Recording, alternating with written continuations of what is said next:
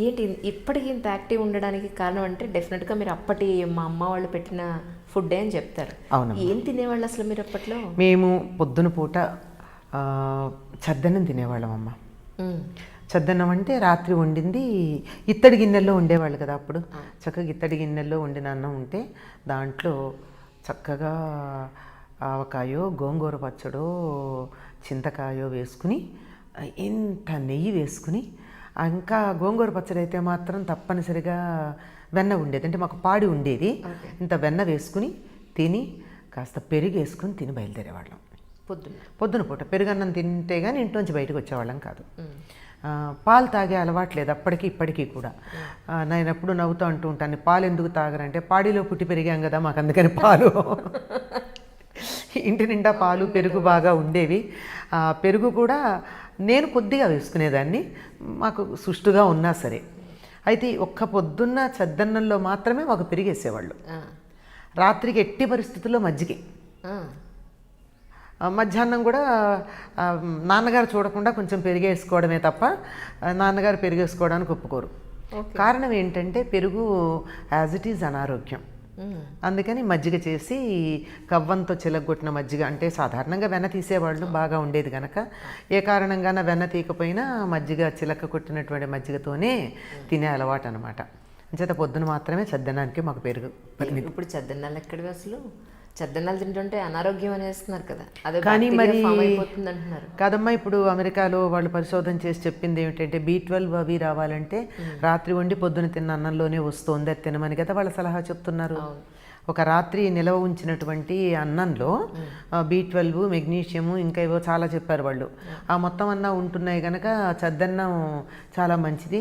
అందులో ఉప్పు కానీ కొంచెం నీళ్లు కానీ లేక మజ్జిగ కానీ వేసి పొలవ పెడితే ఇంకా చాలా ఎక్కువ వాటి పొటెన్సీ పెరుగుతుందని చెప్పారు. అంచేత మరి మన వాళ్ళు ఆలోచించే పెట్టారే, అప్పటికప్పుడు వండి పెట్టలేకపోయారా? అవును.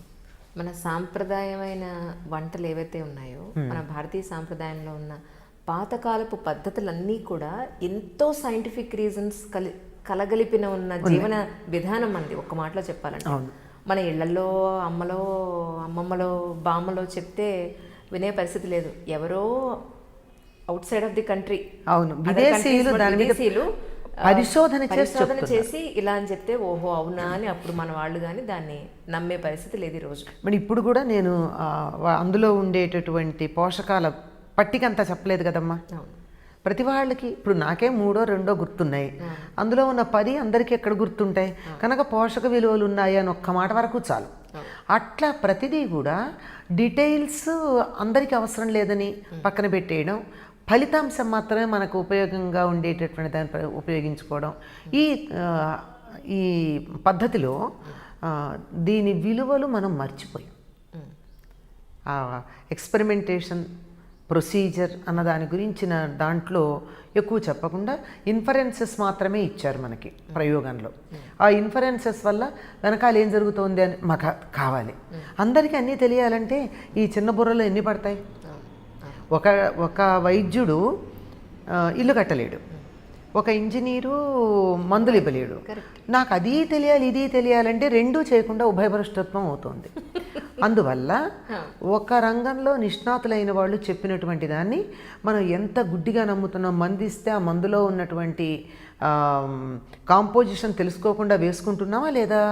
వైద్యుడు చెప్పినప్పుడు ఆయన ఏదో చదువుకున్నాడు అనేటువంటి నమ్మకంతో ఆ విధంగా వాళ్ళు అందరికీ ఈ విషయాలన్నీ చెప్పేసి వాళ్ళ బుర్రలన్నీ నింపేయాల్సిన పనేముందిలే అని చెప్పి ఇలా చెయ్యండి అన్నారు. పాటించిన వాళ్ళు బాగుపడ్డారో, నష్టపోయిన వాళ్ళైతే ఎవరు లేరు కదా. అది ఈ ఆధ్యాత్మికంగా ఎన్నాళ్ళ నుంచి చెప్తున్నారు ఇలాగా ప్రజలందరికీ కూడా, కానీ లేకపోతే టీవీ ఛానల్స్లో? ఆధ్యాత్మికంగా చెప్పడం అనేది టీవీ ఛానల్స్లో చెప్పడం 2007-8 అప్పుడు మొదలైనట్టుంది. అంటే ఆల్మోస్ట్ ఇప్పుడు మొట్టమొదట మనకి ఆధ్యాత్మిక ఛానల్ భక్తి ఛానల్ వచ్చింది, అప్పుడే సంస్కృతి అనేది ఒకటి వచ్చింది అప్పుడు. కానీ అంతకుముందే నేను దూరదర్శన్లో కొన్ని చెప్పున్నా. ఇలా ఛానల్స్ ద్వారా చెప్పేది ఇప్పుడు మొదలైనా అంతకుముందు ఆకాశవాణిలో చెప్పాను. ఎప్పుడు 73, 74 నుంచి నేను ఆకాశవాణిలో ప్రసంగాలు, కొన్ని సాహిత్య ప్రసంగాలు, సామాజిక అంశాల మీద ప్రసంగాలు, అతి కొద్దిగా ఆధ్యాత్మిక అంటే ఇంత చిన్నపిల్ల ఆధ్యాత్మికంగా ఏం చెప్తుంది అనే ఒక చిన్న సందేహం ఉంటుంది కదా.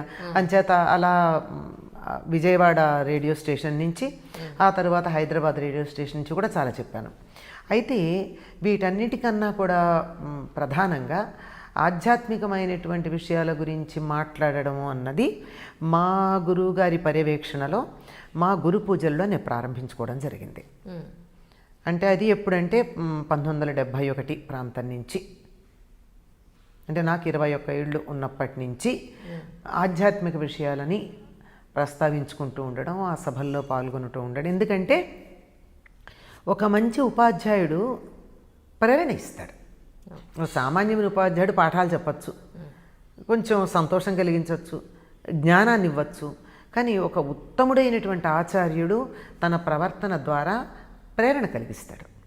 ఆ ప్రేరణ కారణంగా ఆయన చెప్తున్నటువంటి వాటికి మేము అలా సమ్మోహితులమైపోయి, అసలు తన్మయత్వంలో ఉండిపోయి, ఆ విధంగా మేము ఎప్పుడైనా ఒక విషయాన్ని అర్థం చేసుకోగలమా, అర్థం చేసుకుని మేము అవగాహన చేసుకుంటామా, అవగాహన చేసుకుని ఆచరణలో పెట్టగలమా, ఆచరణలో పెట్టింది ఇతరులకి చెప్పగలమా అన్నటువంటి తపన ఉండేది. ఈ తపనతో 1971 ప్రాంతం నుంచి, అప్పటి నుంచి అడపాదడపా మా గురువుగారి పర్యవేక్షణలోనే ఎక్కువగా ఆయన వింటూ ఉండగానే, ఎందుకంటే తప్పులు చెప్తారు కదా, బయట వాళ్ళు ఎవరో మనలో తప్పులు బట్టి తిట్టే కన్నా మన గురువో, మన అమ్మో, మన నాన్నో మన తప్పులు సరిచేస్తే మనకి సంతోషం. వాళ్ళు బాగుపడాలని తప్పులు సరిచేస్తారు తప్ప మన్ని ఎద్దేవా చేయడానికో, మన్ని అవమానపరచడానికో చేయరు కదా. అంచేత అలాగే చెప్పుకున్నాం. వారి ప్రోత్సాహమే ఇప్పటికైనా నేను మాట్లాడుతున్నానంటే వారు, నేను ఒక మౌత్ పీస్ లాంటి దాన్ని అని చెప్పుకోవాలంతే. విషయం అక్కడి నుంచే వస్తుంది. అప్పటి నుంచేనమ్మా సుమారుగా 71, 72 నుంచి ఆధ్యాత్మిక ప్రసంగాలు, సాహిత్య ప్రసంగాలు. సాహిత్యానికి ఆధ్యాత్మికానికి చాలా దగ్గర సంబంధం ఉన్న సంగతి చాలా మర్చిపోతూ ఉంటారు. సాహిత్యాన్ని నిజంగా అధ్యయనం చేస్తే అది ఇచ్చేటంత ఆధ్యాత్మిక వికాసం, సామాజికమైనటువంటి స్పృహ, వ్యక్తిత్వ వికాసం ఇంత అంతా కాదు. అంటే మీ గురువు గారు ఎవరు అని అడిగితే, ఆయన గురించి ఒక మాటలో చెప్పాలి అని అంటే ఏం చెప్తారు? మా గురువు గారు, ఆయన పేరు చెప్పాలి అంటే కులపతి ఎక్కిరాల కృష్ణమాచార్యులు గారు. ప్రపంచవ్యాప్తంగా ఆయనకి మాస్టర్ ఈకే అన్న పేరుతో ప్రఖ్యాతి పొందారు. వరల్డ్ టీచర్ ట్రస్ట్ అనే పేరుతో ఒక ఆధ్యాత్మిక సంస్థను నెలకొల్పారు. ఈ వరల్డ్ టీచర్ ట్రస్ట్ అనే ఆధ్యాత్మిక సంస్థలో మెంబర్షిప్ కానీ డబ్బు కట్టడాలు కానీ లేవు. నేను స్వచ్ఛందంగా ఆధ్యాత్మిక ప్రగతి కోసం కృషి చేస్తాను అనుకున్న వాళ్ళందరూ అందులో సభ్యుల కిందే ఉంటారు. ఇప్పుడు తరచుగా సమావేశాలు జరుగుతూనే ఉంటాయి. ఆ సమావేశాల్లో ఎవరైనా పాల్గొనవచ్చు. ఒక్కసారి పాల్గొని ప్రేయర్లో ఒక్కసారి భాగస్వామ్యం తీసుకున్నారు అంటే ఇనీషియేషన్ అయినట్టే కనుక చక్కగా అనుసరించవచ్చు. ఈ సంస్థకి సంబంధించినటువంటి శాఖలు ప్రపంచవ్యాప్తంగా అనేక దేశాలలో ఉన్నాయి.